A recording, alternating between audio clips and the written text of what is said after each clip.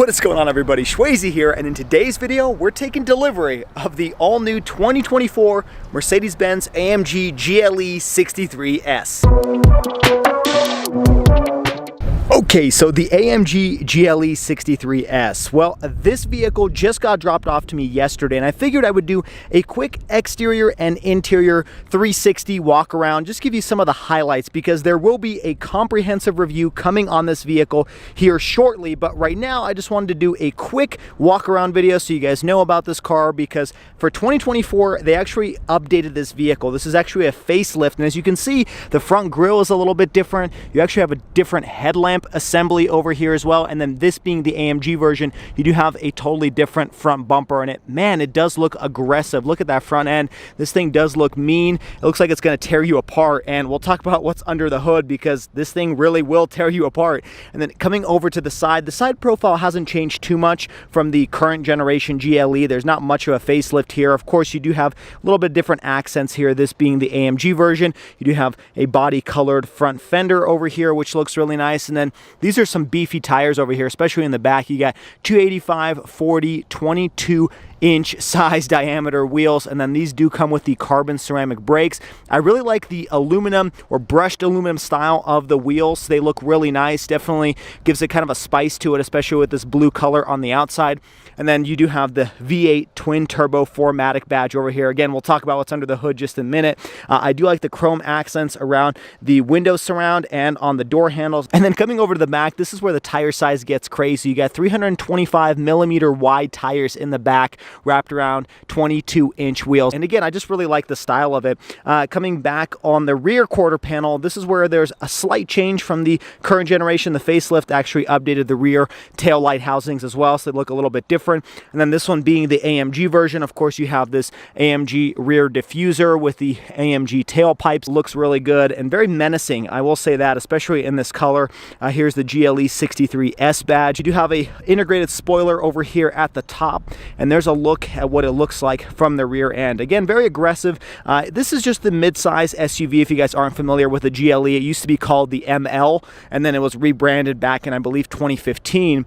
But there's a quick look at the exterior. You do have roof rails, which is nice for adding some accessories here and there. Now let's jump on the inside and show you what that looks like, because that's where this thing really shines. Starting off with the door panel, you do have soft touch materials all throughout the top, and then take a look at this Burmester audio system. It just looks gorgeous in that grille. I mean, this is a textured aluminum grille to it. Looks really, really beautiful. I do like the use of aluminum around here. You do have your memory seats, heated ventilated seats, and then you can move your passenger side seat as well if they're in the way or they're misbehaving. Coming down here, all of this is leather touched materials, very, very premium. I mean, you would expect nothing less from a Mercedes. Nice aluminum door handle and aluminum switches for your window controls, and you actually do have rear sunshades that you can control from here. Coming further down, you do have some hard touch plastic over here, which is to be expected, and then you do have your cup holder and then the button to activate your lift gate. Coming in here, you do have an illuminated AMG emblem over here, and then I will say at night you will actually get an AMG logo on the ground, and then when you close the door, the mirror will shine a Mercedes logo. Just nice touches here and there.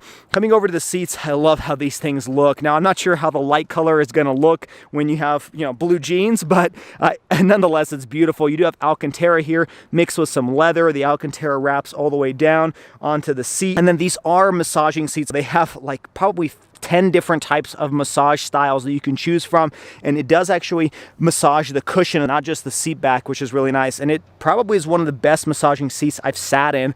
Just my first impressions here sitting in this vehicle. And then you do have a really cushy and soft headrest. Just an overall really beautiful interior, but we haven't even shown anything yet. Let's jump inside. Let's turn this vehicle on. Your start stop button is right here. And you probably barely heard this vehicle turn on, and that's because of what's under the hood. So not only is this vehicle just super luxurious, the powertrain is actually very advanced. So we'll talk about that in just a minute, but you do have a mild hybrid system, which essentially just means you have a very beefed up electric starter motor. And so that means that your cold starts are a little bit quieter. The interior cabin is a little bit quieter. It's not super jolty when you're accelerating or when your start-stop system turns on and off. And we'll talk about that in the full review. but just something I wanted to point out. Start off with the steering wheel. This is actually updated for 2024 model year. This is kind of more integrated with some of the other Mercedes vehicles in the lineup. This is all touch sensitive control. So the left-hand side is actually how you're going to control this giant 12.3-inch instrument gauge cluster display. So as you can see here, I'm going to hit the home button. It's going to activate all the different settings, and then I'm simply just swiping, and that's how this vehicle is registering where I want to select. So there's no actual buttons here, although when I do push the home button, it does feel like a button. It's like a haptic feedback, but everything else is all swipe controls. And so it's a really interesting system. It does take a little bit getting used to, but overall, I'm actually pretty impressed with it. Down here in the bottom, same type of haptic controls for your cruise control. Now, this does have adaptive cruise control, lane keep assist, steering assist. It also will change lanes when you hit the blinker, so pretty advanced safety features. And then you do have your paddle shifters up, down over here. A really nice aluminum back to it. I like that.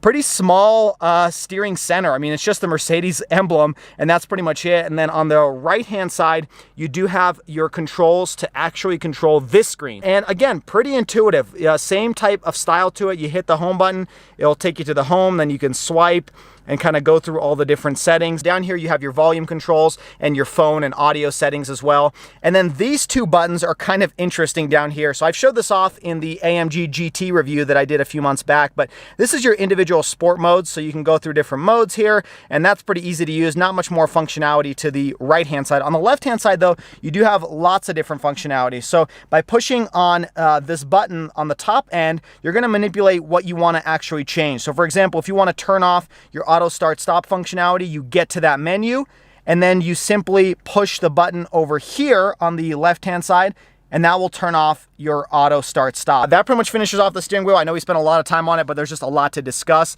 Over here on the left-hand side is just your light controls, pretty typical stuff over here. And then need I point out this ambient lighting that goes all throughout the cabin. It's absolutely gorgeous. And if you go to your comfort settings on the screen over here, you can actually manipulate that lighting to be tons of different colors. So there's multicolors, there's also monochrome, so you can pick a specific color, you know, whatever you like. If you like red, it's a really, really intuitive. Mercedes is probably one of the best in terms of interior ambient lighting, and this is no exception to that.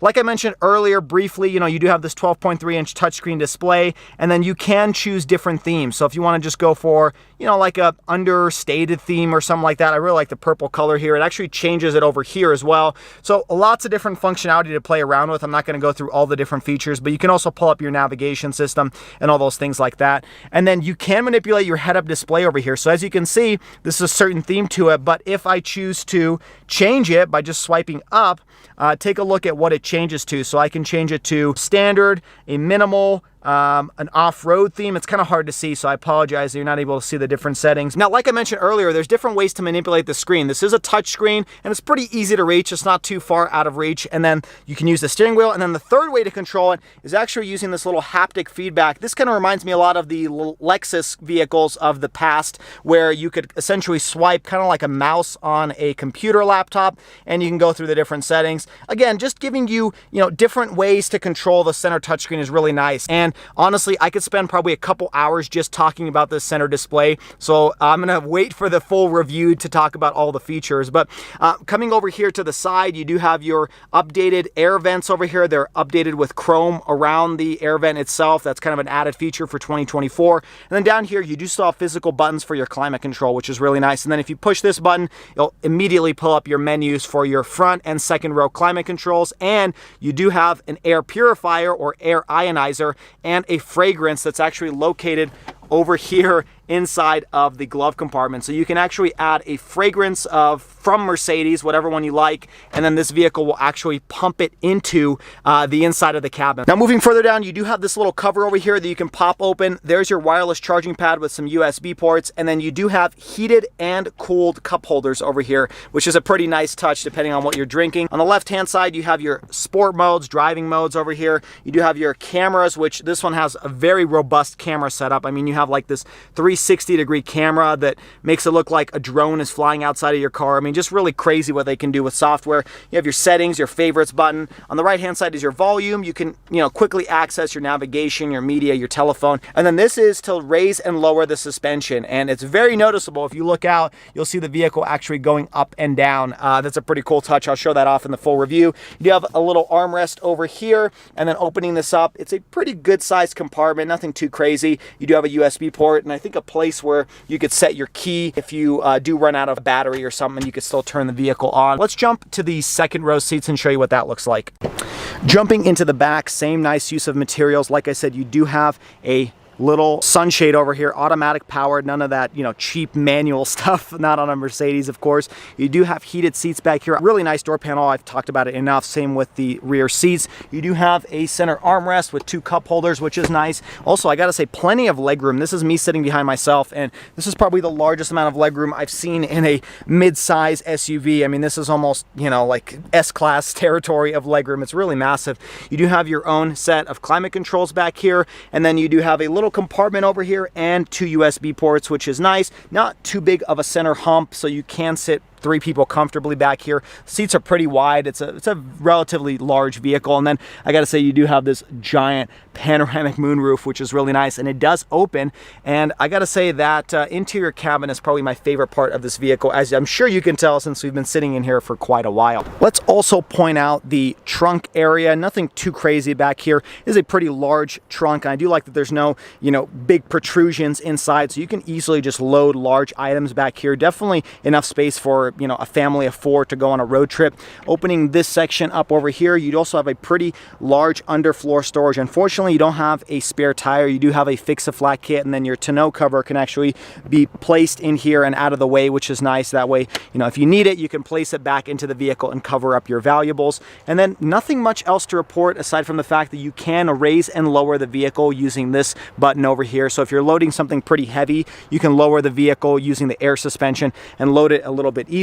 And then you do have a cigarette style power outlet over here. And other than that, that finishes off the rear end. Now let's talk about what's under the hood. Okay, so under the hood is where it gets really interesting. First off, you do have some carbon fiber components over here, which looks really nice. This is like an exposed carbon fiber. And again, that's just a touch of it being an AMG product. Not all Mercedes GLEs will come with that. And then this being the AMG hand-built motor, you do have the name of the individual, Nico, that built this engine in Germany, and that's just a beautiful touch. I love that. It's not very common to see that in vehicles.